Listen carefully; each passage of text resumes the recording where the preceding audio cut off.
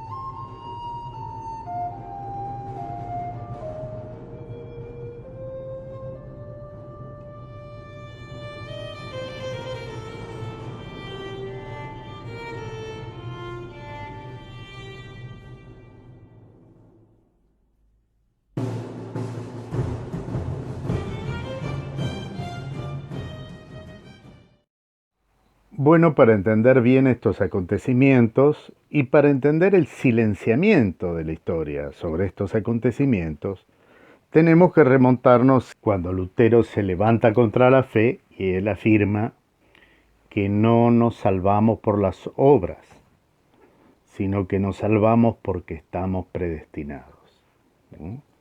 Y ahí Lutero marca un escalón de ciertos privilegiados que por una razón misteriosa Dios ha elegido para salvarlos y a otros no. Bueno, esta línea de pensamiento de Martín Lutero a los pocos años se va a agravar y se va a incrementar con la aparición de Juan Calvino. Juan Calvino va a resumir su pensamiento en orden a lo práctico y a lo político con su afirmación, que dice así, y hay que prestar mucha atención: el signo de la predestinación divina es la riqueza y el poder. Punto. Y agrega: nosotros somos ricos y poderosos, somos la raza elegida, somos el Israel de Dios. Nace la fundamentación teológica que en el cristianismo no existía sobre la esclavitud y sobre el racismo. Y de remate aparece un rey corrupto. Un rey corrupto. Es el príncipe de los femicidas. Es Enrique VIII. Su larga historia personal y pública, con sus 6 mujeres, la que no le gustaba le cortaba la cabeza, en fin. Marca el parámetro moral que puede llegar a tener alguien que acumula un poder absoluto. ¿Por qué se llama absolutismo inglés? Porque en la figura de Enrique VIII, al romper con el Papa, se van a unir los dos poderes, el poder celestial con el poder temporal. Entonces, la verdad, en términos jurídicos, filosóficos y teológicos, va a ser lo que diga el rey, porque él es la cabeza de las dos cosas. Se cae en la posibilidad de una nueva moral. Y esa nueva moral que va a permitir la usura, que va a permitir los acuerdos con los piratas, que va a permitir, que permite actualmente los paraísos fiscales, tiene su origen ahí, en esa Inglaterra de Enrique VIII. Una Inglaterra que podrá existir gracias a Lutero y a Calvino, pero fundamentalmente gracias a Calvino. Y eso lo vamos a ver en el reinado de su descendiente en el trono, que es Isabel I de Inglaterra, una mujer que fue preparada de chica por la familia Cromwell, la fundadora del rito escocés. Bueno, ellos que la habían preparado de chica, en un odio hacia el catolicismo tremendo, con un rechazo terrible hacia la Virgen María. No nos olvidemos que la Virgen María es materia, y que sin esa materia no hubiéramos tenido Dios encarnado. Entonces quiere decir que la materia tiene una dignidad y una finalidad de bien común, teológica, que va en contra de yo me salvo porque soy un predestinado, no por mis obras. No son necesarias las obras, que son materiales. Entonces eso habilita la usura y habilita todas las astucias inmorales desde el punto de vista de la moral del bien común cristiano. Bueno, esta mujer tiene un odio exacerbado hacia la Virgen María. Entonces, a quien intenta suplantar, ella se pinta el rostro de blanco, se hace llamar la Reina Virgen, es ella la que se hace llamar la Reina Virgen, y exige por parte de sus súbditos que aún mantienen una cierta inercia católica de un profundo afecto hacia la Virgen María, les exige el mismo trato, prácticamente que el cristianismo le da desde los primeros tiempos a la Madre de Dios. Y acá hay que hacer un comentario, ¿no? La alianza más antigua del mundo, que todavía mantiene su vigencia, y lo pueden encontrar en Wikipedia, es la Alianza Anglo-Portuguesa, que data del 1387, pero que ha mantenido una sólida continuidad desde aquellos años hasta la Guerra de Malvinas.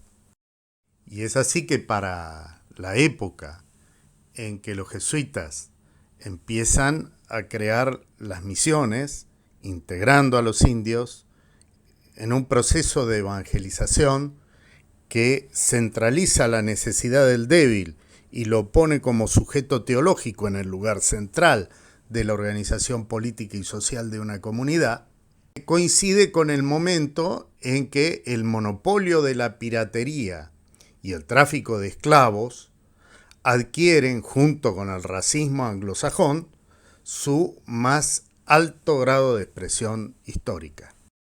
Así, en América del Norte, en la colonización sajona, no vamos a ver casos de mezcla entre el inglés y el indio. Lo que vamos a ver es el exterminio de la raza india. Y es un exterminio prácticamente total. De la misma manera que no existe un porcentaje dentro de la población que sea mezcla de ese indio con el sajón. Y así llegamos al siglo XXI con los siguientes porcentuales en cuanto a la población mestiza indígena en países americanos. Colombia, 63%. Venezuela, 57%.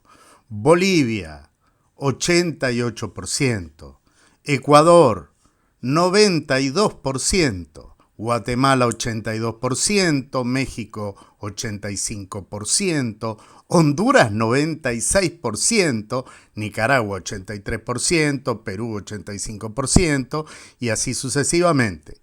Mientras que en Estados Unidos tenemos 0,0 y no llega al 1%. Entonces, la realidad nos está mostrando que la manera en que se usó la historia para explicar nuestra realidad no coincide en lo más mínimo con los aspectos cotidianos y tangibles, constatables, que absurdamente se intentan explicar con un argumento opuesto a la evidencia, a las evidencias. En este contexto además se da una realidad terrible, que es que Inglaterra, Isabel II, además de dar instrucciones de que hay que eliminar y ocupar los territorios del norte de América, también da directivas para que vayan y se casen hombres en África y sean usados como esclavos. Estos van a ser los barcos negreros, los famosos barcos negreros, en donde Inglaterra, junto con su aliada Holanda y su aliada Portugal, van a obtener brazos de obra gratuitos para incrementar sus riquezas. Y va a ser en el ejercicio de esta actividad comercial, de la cual ellos son el monopolio, y los especialistas, que en el actual territorio del Brasil se van a organizar, compuestas por bandas mercenarias, grupos de cazadores de hombres que durante los años 1628 al 1641, esas son las más fuertes, después continúan otras, pero ya más debilitadas, van a atacar las misiones jesuíticas con el propósito de robarse los indios, cuya mano de obra es mano de obra especializada, porque los padres jesuitas le han enseñado a los indios la escritura, las artesanías, la albañilería, el arte, es decir, la mano de obra que se encuentra en las misiones jesuíticas es altamente codiciada porque es una mano de obra calificada. El criterio con que se han fundado las misiones jesuíticas no es propio de los jesuitas, eso pertenece a la legislación española, pero no a la legislación borbónica, que es posterior y es mercantilmente corrupta, sino a la legislación de los Austrias menores, de los Habsburgos, desde Carlos V hasta Felipe II, que tienen por fundamento la Escuela de Salamanca, el derecho de gentes, la diferenciación jurídica entre lo que es legal y lo que es legítimo, y fundamentalmente la soberanía popular. Esta forma de conquista para la integración, opuesta a la forma de conquista para la exclusión, fue la característica de la época de los Habsburgo y fue lo contrario a la época de los Borbones, que fueron siempre más similares a las formas sajonas. En este marco se da la cacería de esclavos de los bandeirantes contra las misiones jesuíticas guaraníes. Para dar una idea, en una de las tantas incursiones de los bandeirantes, cuando Raposo Tavares se apropia de 5.000 indios reducidos a la esclavitud, al llegar a San Pablo manifiesta que solamente han sobrevivido 1.200. Esa era la crueldad de los bandeirantes. Terrible crueldad, heredera de la actividad mundial holando-anglo-portuguesa, que se desarrollaba en todo el continente africano y en todo el continente americano.